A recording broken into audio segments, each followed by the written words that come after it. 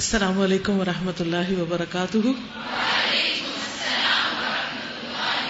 کیا حال ہے سب کا؟ الحمدللہ۔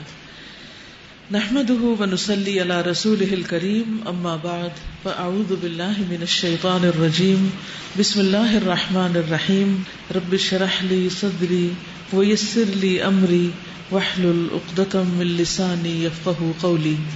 رمضان والعمرہ، رمضان اور عمرہ، اللہ کے گھر کی زیارت ہم سب کے دل کی تمنا ہے۔ حج اور عمرے کے لیے ہر مومن کا دل تڑپتا ہے۔ رمضان میں جہاں دیگر عبادات کا اجر و ثواب بڑھ جاتا ہے، وہاں عمرے کا ثواب بھی حج کے برابر ہو جاتا ہے، اور نبی صلی اللہ علیہ وسلم کے ساتھ حج کے برابر۔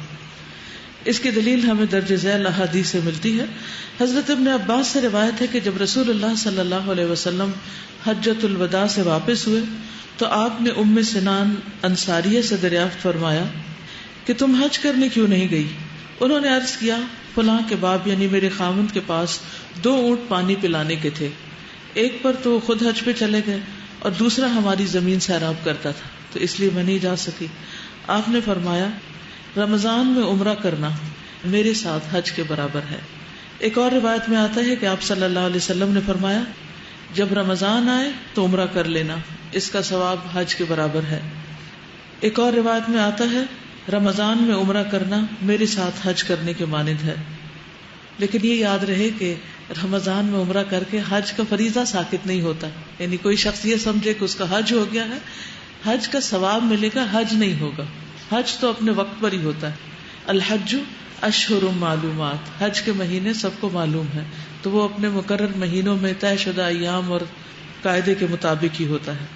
اس سے بھی یہ پتہ چلتا ہے کہ بذات خود رمضان کا یہ مہینہ جس میں ہم سب ہیں، یہ کس قدر برکتوں والا مہینہ ہے کہ اس میں ہر نیک کام کا اجر بڑھ جاتا ہے، چاہے نماز ہو، روزہ ہو، عمرہ ہو، صدقہ خیرات ہو، قیام ہو، کوئی بھی نیک کام ہو۔ تو اس لیے ہر نیکی شوق سے کرنی چاہیے۔